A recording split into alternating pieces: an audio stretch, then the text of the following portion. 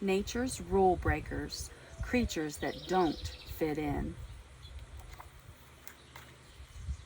People try to organize nature into categories, but nature doesn't always cooperate. Sometimes it breaks the rules. Meet the in-betweeners. Little brown bat, Pacific swallow. They're bold animals that are both notable creatures that are neither and fantastic living creatures that don't quite fit. They were born to stand out. Early bird or night owl?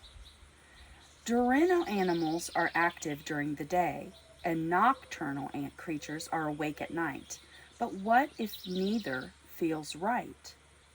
Meet the Eurasian eagle owl. Unlike some other owls, it isn't nocturnal. This feathered flyer is crepuscular, swooping silently through the sky at dawn or dusk. That's when its prey is most active, too. And what if an animal's sleeping habits change? The bobcat, the red-fronted lemur, and the river otter are unpredictable. Scientists call them cathameral animals. Active at any time, they don't follow a set sleeping pattern. Warm-blooded or cold-blooded? Many people think animals are either warm-blooded or cold-blooded. Not so fast. The great white shark doesn't make enough heat to keep a constant body temperature as warm-blooded animals do, and it doesn't completely depend on its environment to stay warm as cold-blooded animals do. This ferocious fish makes some heat for itself, but its temperature can still change. One benefit of staying warmer than the ocean water is that the shark can swim faster than its cold-blooded prey. The echidna, tuna, and leatherback turtle aren't warm-blooded or cold-blooded either. Whether on land or in the water, their body temperatures fluctuate, but still stay warmer than their surroundings. These in-betweeners don't get sluggish in low temperatures as cold-blooded creatures do, and they don't need to eat as much as warm-blooded creatures do to maintain their body heat. Are plants or animals on the menu?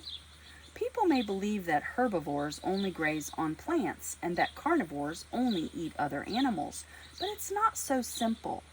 Meet the white-tailed deer. Deer mostly eat plants such as twigs, leaves, and grass, but sometimes only meat will satisfy these hungry herbivores. They have been known to gobble hatchlings straight from a nest. Other animals mix up their diets too. Reticulated giraffes chew on bones for minerals they can't get from plants. Hippos indulge in the occasional meaty snack, and alligators and crocodiles sometimes eat fruit. Freshwater or saltwater habitats? Most types of fish live in either freshwater or saltwater. Their bodies are designed to maintain the right amount of salt. Fish that live in saltwater must get rid of extra salt. Freshwater fish need to hold on to as much salt as they can, but what if both places feel like home? Meet the sockeye salmon. Its life cycle takes it from freshwater to saltwater and back again. A baby salmon hatches from an egg nestled in the gravelly bottom of a freshwater stream or lake. It spends 1 to 3 years in its freshwater home before it's swimming out to the salty sea. The ocean then becomes home for several years as it grows. Finally, when it's ready to spawn, the adult salmon journeys back to the same place where it hatched. The American eel also moves between salt and freshwater. A long leaf-shaped transparent eel larva hatches from an egg floating in the Sargasso Sea of the Atlantic Ocean. Ocean currents carry the developing eel toward the eastern coast of the United States, where rivers meet the sea. Then the eel swims up the river to a freshwater home. Once fully grown, it migrates back to the ocean to spawn. Male or female? People often think living things are either male or female. Do they have to be just one?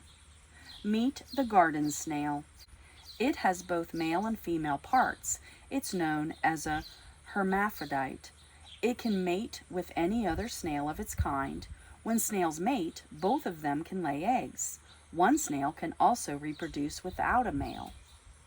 Some animals even change from one sex to the other while growing inside their eggs.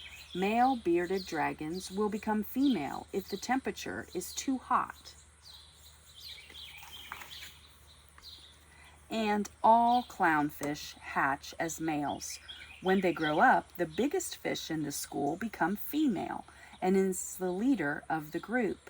When she dies, the next largest male becomes female and takes her place. Lungs or gills. Many animals get the oxygen they need with either lungs or gills. Most creatures that live in water have gills. Animals that live on land breathe through their lungs. But why not use both? Meet the Australian lungfish. It has gills and lungs.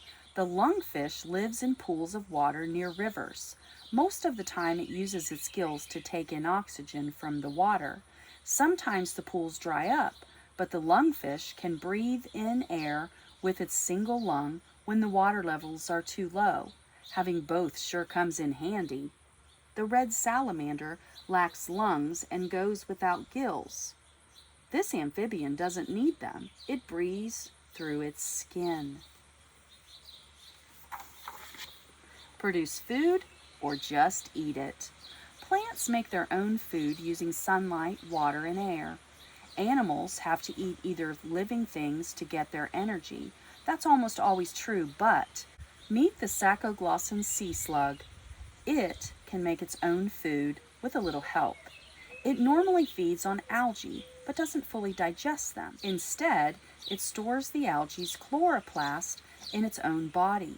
It uses them to make food when algae are scarce. Just call it a solar-powered sea slug. Dead or alive? Living things usually die when their habitats become too hot, too cold, too wet, or too dry. But what if they just look like they're dead? Meet the wood frog. It survives the winter by freezing completely solid. Its heart stops beating and it stops breathing. Still, it's not dead. Incredibly, the frog will thaw from the inside out when the weather warms up. First, the heart starts beating. Next, the brain begins to work again. Finally, its legs move. It's as good as new. Tardigrades can appear to be dead for a long time. These tough, teeny, tiny creatures live all over the world. In pools on the Himalaya mountains, on damp moss growing in North America forest, and even in the Arctic Ocean. When conditions aren't right, they curl up and go into tun. A tardigrade tun is a dried out ball that seems dead, but years or even decades later, they can become active again. Do these animals mean to break the rules? Not at all. It's simply who they are. Our categories don't fit them. Standing out is in their nature. Nature's rule breakers, creatures that don't fit in.